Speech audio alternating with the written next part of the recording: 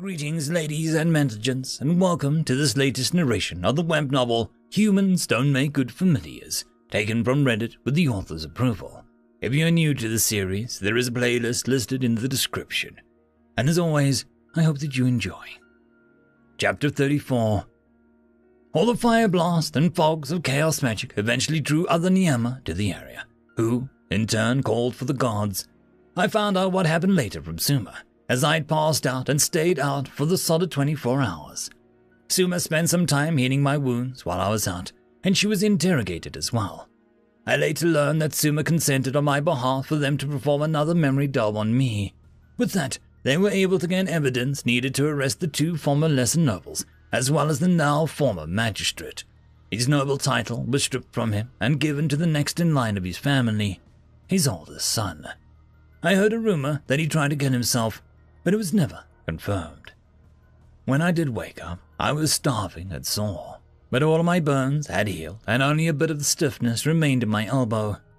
Suma had been tended to as well. The blow from the white cat familiar broke one of her wings and legs, but she was up and about by the time I was awake again. I also apparently continued to emit that fog of magical energy for another hour after losing consciousness, and it didn't disperse for nearly 6 hours. They actually had to remove everyone from the area because all their spells kept getting inverted. "I heard you finally woke up," Investigator DeHull said, flying into the room that I was in. "How are you doing?"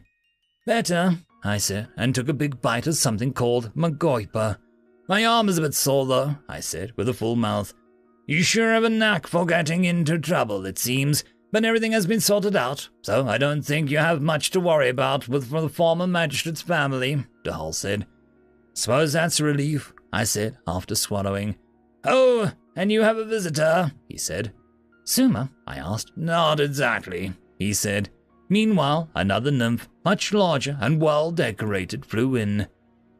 "Hello, Jake," he said. "My name is Udaka Sopra. I am the Grand Duke of the Royal Citadel and of the country of Ambos. It is nice to meet you." Magistrate Kakil's POV. Do you remember what the worst day of your life is? I do. It was when the city guard showed up at my home and told me that my son, my youngest child, had been murdered by some low-class wretch. I had many favors owed to me as an influential member of noble society, and I called on as many as I needed to find out who did it. I found out that there were 2 witnesses, lesser nobles who had their titles stripped from them after the fact, a mockery of the highest order. I had them brought to me, and they told me everything. They told me who killed my son, and they told me how he died in agony.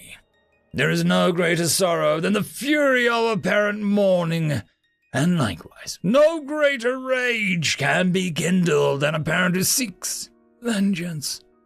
I spent countless gold pieces and emptied storehouses full of mana reserves to purchase a pre-prepared ritual that can stop a familiar from being summoned.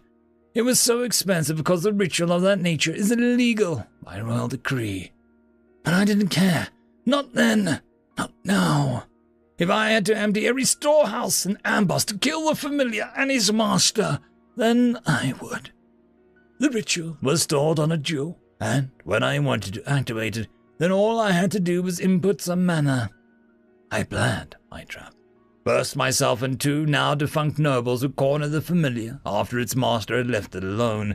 Then one of them would send out a salamander familiar so as to probe the familiar's strength.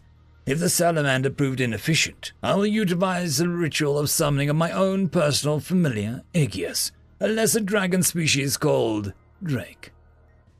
A few days later, the familiar proved stronger than predicted. It is not immediately killed by Aegeus and was even able to contact his master and attempt to flee. They made it outside the effective area of the ritual. But it didn't matter as the master had been neutralized already. There was no escape anymore. The familiar was at its end now, attempting to radiate magic in a desperate effort to save its life and the life of its master. Aegeus would make a quick work of him, but I wanted him to suffer like my son did. I would make his last moments on Atmosia one of torment, and I would do it with my own hand. At least, that's what I thought as I brought out a large ball of fire as I could muster onto the vermin's head.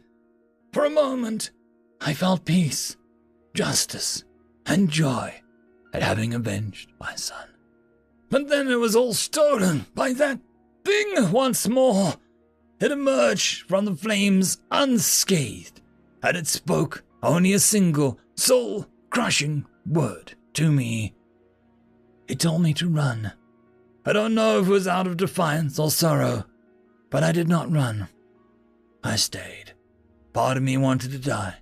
Another, much larger part of me wanted something I knew would never have. My son back in my embrace. And vengeance. Investigator DeHull's POV. DeHull, we have reports of nobles fighting just outside of the town, one of the guards under my command said after barging in. Again, I replied annoyed. I stood up from my resting perch and followed him to the area. To my surprise, the people involved were faces I'd seen before, Suma and a familiar sentinel, or Jake. When I arrived, Suma was being tended to by a healer for a broken wing and leg, and Jake was unconscious and radiating some form of blue magical energy.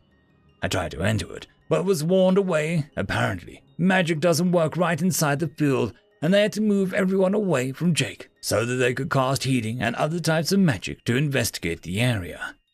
Suma, I called out to her. What happened? 3 noblemen attacked us. I was knocked unconscious, but Jake defended me, Suma explained. I looked over at Jake through the thick fog of energy and saw him laying on the ground. I went closer and spotted what appeared to be a dismembered corpse of a drake. Jake did that, I whispered to myself. It took a while, but Jake did eventually stop producing that energy, and we were able to recover him from the fog. We had to drag him out by his feet with our borags to perform healing on him afterwards, but we managed it. He didn't wake up for a full day. Honestly, I thought he was going to die, but he was strong and recovered. While he was asleep, Suma gave us permission to do a memory delve for some answers, and we found a lot more than we bargained for. Jake was dreaming when the delve was performed, and our memory mage found out the hard way that what he was dreaming of. Apparently, he was dreaming of the battle in which Jake had been burned, stabbed, and nearly crushed and beaten, but still kept fighting.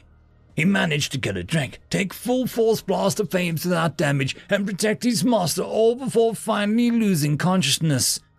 Our mage had to repeatedly stop to get her bearings, or to stop crying.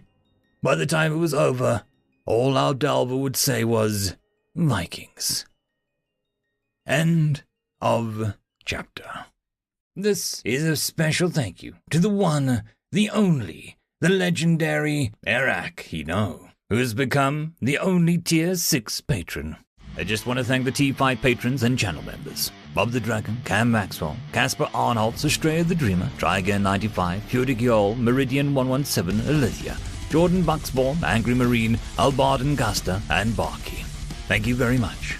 And that, my friends, concludes this video. I hope that you enjoyed. There are links down below, both to support this channel and for the author of this fiction. Anyways, I hope you all have a fantastic one, and I'll see you next time. Cheers.